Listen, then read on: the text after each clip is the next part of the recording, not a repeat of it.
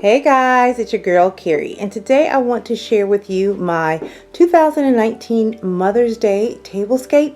And the inspiration for this year's tablescape came from these blush dishes that I found in Walmart a couple of months back for 88 cents. I allotted myself $50 for decor and I ended up only spending $27. 13 of those $27 went to my table runner, and the remaining amounts were for the blush dishes from Walmart. So I'm going to quickly walk you through my pre-prep, how I prepare before the entertaining. What I do is pull everything out. You guys have seen this in all of my other previous tablescape videos, but I pull everything out, play around with it, shop my home, and once I get my final design, I wash all the dishes that will be used in the tablescape, and then I just lay them out, dry them, and lay them out. All of these items you've seen in previous tablescapes, you just may not recall or remember because I am the master of mixing and matching. These wine glasses here were on my tablescape for Thanksgiving, I think about 3 or 4 years ago, as well as my brass chargers. They were on my tablescape for Thanksgiving. I don't think you all have seen this flatware right here. My husband purchased this for me one year for Christmas. These things, I still never found out what they were. I think one of my subscribers said they were something that you used in a church, but I use these to make my own custom dessert stands, and I shared this in my Goodwill desk makeover video, and we'll be using them for this tablescape as well. And then I just have some random rose heads. These are faux rose heads that I have in just my faux flower box. I had some velvet blue ribbon, like a robin's egg blue, a light blue. I thought this would be perfect. I had this on hand, and since my walls are now a really light blue color, I thought I could bring that blue in to my tablescape with the the bows for our menu cards. And I didn't have a full roll, so let me share a quick tip with you. If you tie a ribbon in a knot instead of a bow, you use about half the fabric. So your fabric will go a long way, and that way you would save money, especially if you're doing a large event like a wedding or something like that, and it doesn't take away, from the beauty of your, decor or your project. So I just tied all of these in a knot and put fishtails on the end. These I have to go ahead and put the fishtails on, but as you can see, you could leave them like that if you want, or you could add the fishtails, and these are going to go on the menu cards.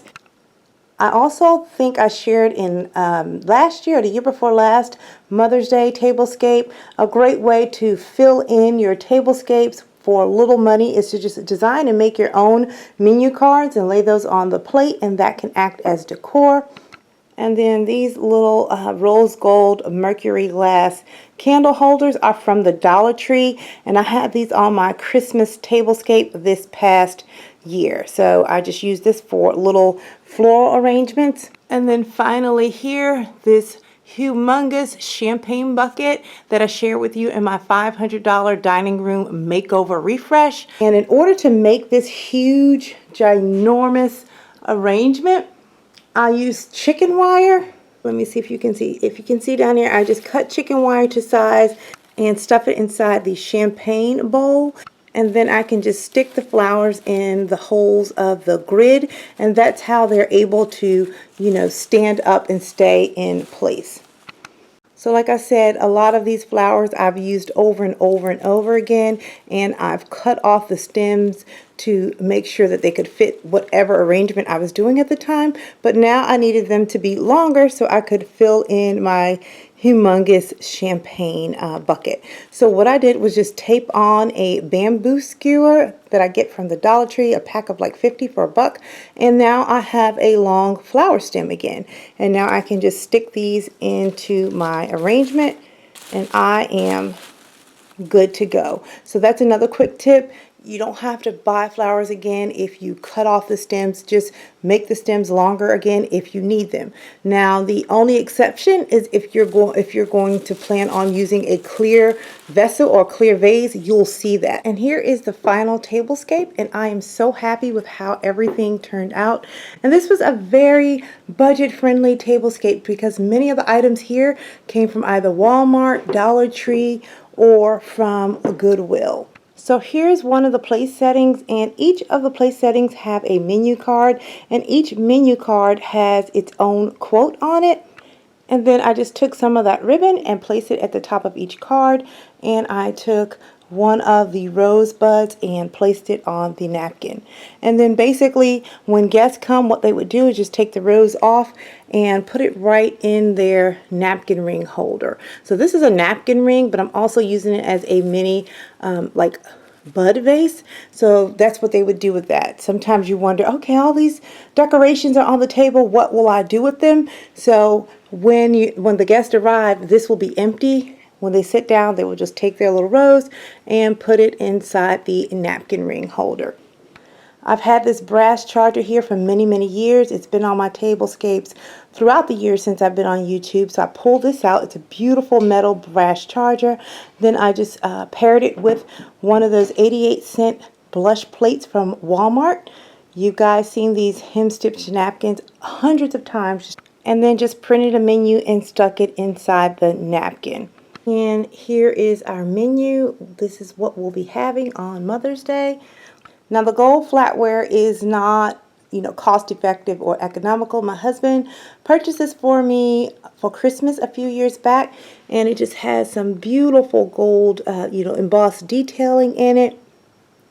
And I kind of mixed and matched the pieces because, as you can see, these are different because I didn't have enough for, an entire set of 8. But that's the beauty of a tablescape. I love to mix and match. Now, again, these aren't cost effective, but you can get gold flatware by the piece at Target. And I think they sell them $2 a piece open stock. Now the chargers, they're not budget friendly either. And also I got these a while back from a antique shop, but an alternative to this particular brass charger would be the beautiful beaded chargers that they had at the Dollar Tree. I think about a year or two ago, and these were the same exact ones that they were selling in Pier 1 for $14 each. So you could easily swap that out and have you a beautiful place setting without sacrificing any of the beauty.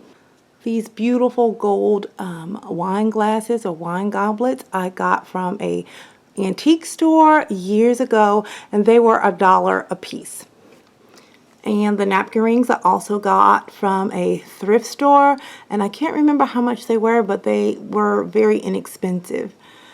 And then these little glasses back here, these are from the Dollar Tree. I think they may still carry them, but I got them a couple of years back, and we'll be using this to put some condiments in, and then I'll put another gold spoon in here to dip that out. Probably some fruit compote to go on top of our French toast. Loving the floral arrangement. And then I flanked either side with these candlesticks that I've had for years. And I love collecting brass candlesticks from the Goodwill. You can always get these for about $1. These big ones here run about $2 to $3, but it just makes my table look so nice and elegant. And then down here, this little floral arrangement. As you can see, that little rose gold candle holder, I turned it into a vase, and that is from the Dollar Tree, and I still think Dollar Tree carries it.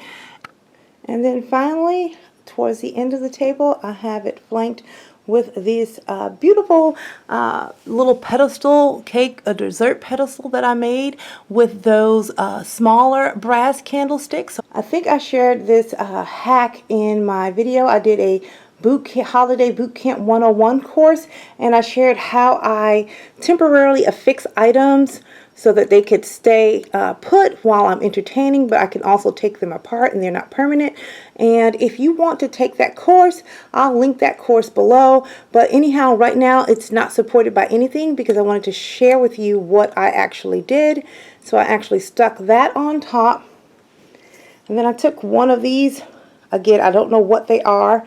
And I put that over top. And that fits directly over it. The rim fits right on that plate, so it's a perfect fit. And then I just took a cupcake dome from a different plate that I had, and I stuck that on top. And inside we just have some apple-filled beignets. And how elegant does that look? It's beautiful. And then I can just take it apart and use the candlestick and all the other parts for something else at a future date. And then the runner, I love the runner. I love the colors, and I love this twine that's on it because it gives it that more casual vibe. And again, I'm all about casual elegance. I know the table looks really fancy, but when you just add in those natural elements like twine, it kind of softens the mood and it doesn't make everything look so uptight and stuffy. I just let that centerpiece be the focal point of my entire table. Now you may be asking, hey Keri, what do you do when you actually entertain? I think I shared that in a previous video as well. Now when I build a tablescape, I like to leave it up for the entire week because I put a lot of hard work into the tablescapes.